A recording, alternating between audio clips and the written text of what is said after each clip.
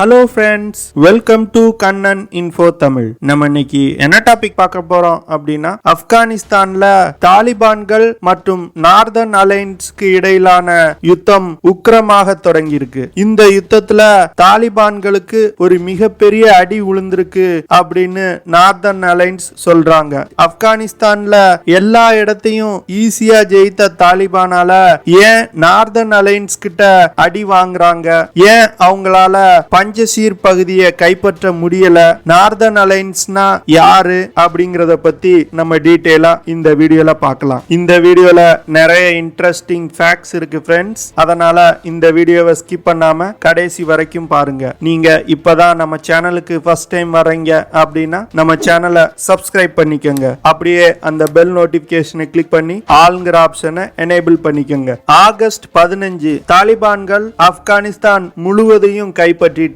ஆப்கானிஸ்தானோட president Ashraf கனி நாட்டை விட்டு தப்பி சென்றுட்டாரு. தாலிபான்கள் ஆப்கானிஸ்தான முழுவதும் பிடிச்சிட்டோம் அப்படின்னு வெற்றி கொண்டாட்டத்துல ஈடுபட்டு இருக்கும் போது ஒரு ட்வீட் உலகம் எங்கும் ஒரு பரபரப்பை ஏற்படுத்துது. ஆப்கானிஸ்தானோட வைஸ் பிரசிடென்ட் அம்ருல்லா சலே அவர்கள் ஒரு ட்வீட் போட்டிருக்காங்க. அந்த ட்வீட் அவர் என்ன சொல்லியிருந்தாரு அப்படின்னா, ஆப்கானிஸ்தான் சட்டப்படி பிரசிடென்ட் நாட்டை விட்டு தப்பி சென்றுட்டாரு அப்படின்னா வைஸ் பிரசிடென்ட் தான் இப்ப பிரசிடென்ட், அப்போ ஆப்கானிஸ்தானோட கேர்டேக்கர் பிரசிடென்ட் நான் தான் அப்படின்னு அவர் சொல்லியிருந்தாரு. அதுக்கப்புறமா அம்ருல்லா சலே மற்றும் நார்தர்ன் அலையன்ஸ் தலைவர் அகமத் மசூர் போன்றவங்க இருக்கக்கூடிய படங்கள் வெளியாகி பரபரப்பை ஏற்படுத்துச்சு. அம்ருல்லா சலே பஞ்சசீர் பகுதியில இருந்துகிட்டு நான் தாலிபானுக்கு அடிபணிய மாட்டேன், ஆப்கானிஸ்தான தாலிபான்கள் கிட்ட இருந்து மீட்பேன் அப்படின்னு சொல்லியிருந்தாரு. இத கேட்ட தாலிபான்கள் இனிமே பஞ்சசீர் பகுதியை கைப்பற்றாம விட்டா நம்மளுக்கு எதிரா அவங்க யுத்தம் செய்ய ஆரம்பிப்பாங்க அப்படின்னு சொல்லி பெரிய அளவுல தாலிபான் ஃபைட்டர்ஸ பஞ்சசீர் பகுதியை நோக்கி நகர்த்தினாங்க. பஞ்சசீர் அப்படின்னா 5 சிங்கங்கள் அப்படின்னு அர்த்தம். பஞ்சசீர் பகுதிக்கு போய் தாலிபான்கள் நார்தர்ன் அலையன்ஸ் தலைவர்கள் கிட்ட பேச்சுவார்த்தை நடத்தினாங்க. இந்த பேச்சுவார்த்தை நடத்திட்டு இருக்கும் போதே தாலிபான்கள் பஞ்சசீர் பகுதிக்கு போகக்கூடிய எலக்ட்ரிசிட்டி, இன்டர்நெட் கனெக்ஷன் எல்லாத்தையுமே கட் பண்ணிட்டாங்க. இந்த பேச்சுவார்த்தையில தாலிபான்கள் என்ன சொன்னாங்க அப்படின்னா, நீங்க ஆயுதங்களை கைவிட்டுட்டு சரணடைஞ்சிருங்க அப்படின்னு சொன்னாங்க. ஆனா நார்தர்ன் அலையன்ஸ் தலைவர்கள் என்ன சொன்னாங்க அப்படின்னா, எங்களுக்கும் உங்களோட அரசாங்கத்துல முக்கியத்துவம் கொடுங்க, பஞ்சசீர் பகுதியை ஒரு தன்னாட்சி பெற்ற பகுதியா அறிவிங்க அப்படின்னு சொன்னாங்க. ரெண்டு பேருக்கும் இடையில எந்த ஒரு உடன்பாடும் எட்டாம இந்த பேச்சுவார்த்தை தோல்வியில முடிஞ்சது. இந்த பேச்சுவார்த்தை தோல்வியில முடிஞ்சதும் தாலிபான்கள் தங்களோட அஃபென்சிவ ஆரம்பிச்சாங்க. ஆனா இந்த தாலிபானோட இந்த அஃபென்சிவ் மூவ்க்கு பஞ்சசீர் பகுதியில இருக்கக்கூடிய நார்தர்ன் அலையன்ஸ் வீரர்கள் ஒரு மரண அடி கொடுத்திருக்காங்க. கிட்டத்தட்ட 300க்கும் மேற்பட்ட தாலிபான் வீரர்கள் இறந்து போயிருக்காங்க. 130க்கும் மேற்பட்ட தாலிபான் வீரர்களை பணைய கைதியா பிடிச்சிருக்காங்க. தாலிபான்கள் இரவு நேரத்துல தங்களோட தாக்குதலை தொடங்கி இருக்காங்க. பகல் நேரத்துல ஊடுருவனா நார்தர்ன் அலையன்ஸ் வீரர்களுக்கு தெரிஞ்சிரும் அப்படிங்கிறதுக்காக இரவு நேரத்துல ஊடுருவி இருக்காங்க. ஆனாலும் அவங்க நார்தர்ன் அலையன்ஸ் வீரர்களால் கண்டுபிடிக்கப்பட்டு கொல்லப்பட்டிருக்காங்க. பஞ்சசீர் பகுதியில் இருக்க ஷெட்டேல் டிஸ்ட்ரிக்ட்ல 200 தாலிபான் வீரர்கள் கொல்லப்பட்டிருக்காங்க. ஜபல் சிராஜ் தாபாசர் டிஸ்ட்ரிக்ட்ல 20 பேரும், சலான் மாவட்டத்துல 24 பேரும் கொல்லப்பட்டிருக்காங்க. அதுக்கப்புறமா அந்தராப் அப்படிங்கிற மாகாணத்துல 70க்கும் மேற்பட்ட தாலிபான் வீரர்கள் கொல்லப்பட்டிருக்காங்க. அது மட்டும் இல்லாம அவங்க கிட்ட இருந்து நிறைய ஆயுதங்களை நார்தர்ன் அலையன்ஸ் வீரர்கள் கைப்பற்றி இருக்காங்க. 15க்கும் மேற்பட்ட ஹம்வீஸ் வாகனங்களை கைப்பற்றி இருக்காங்க.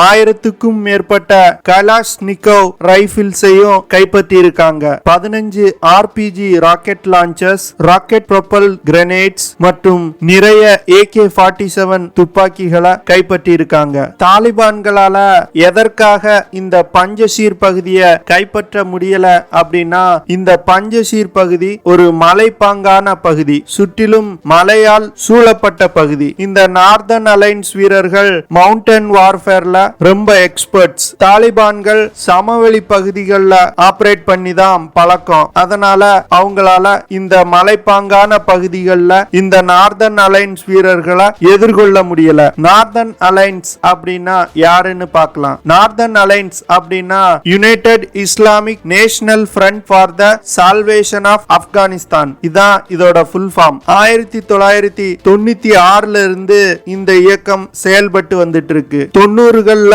இப்ப எப்படி தாலிபான்கள் ஆப்கானிஸ்தானை கைப்பற்றி இஸ்லாமிக் எமிரேட்ஸ் அறிவிச்சாங்களோ அதே மாதிரி 1996லயும் தாலிபான்கள் ஆப்கானிஸ்தானை கைப்பற்றி இஸ்லாமிக் எமிரேட்ஸ் அறிவிச்சாங்க.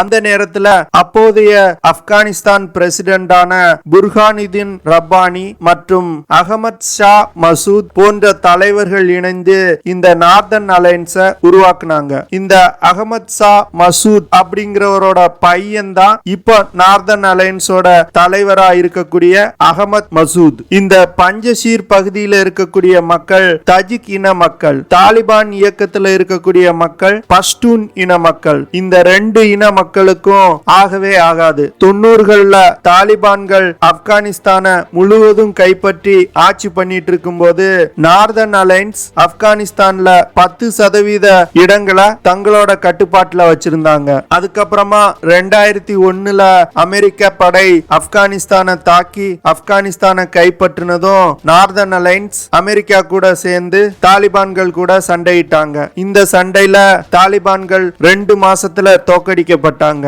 அதுக்கப்புறமா இந்த நார்தர்ன் அலையன்ஸ் கலைக்கப்பட்டு ஆப்கானிஸ்தானை நிர்வகிக்கக்கூடிய பணிகள்ல ஈடுபட்டாங்க. இந்த நார்தர்ன் அலையன்ஸ்ல இருந்த தலைவர்கள் அப்போதைய ஆப்கான் பிரசிடென்ட் கர்சாய் கவர்மெண்ட்ல முக்கியமான பதவிகள்ல இருந்தாங்க.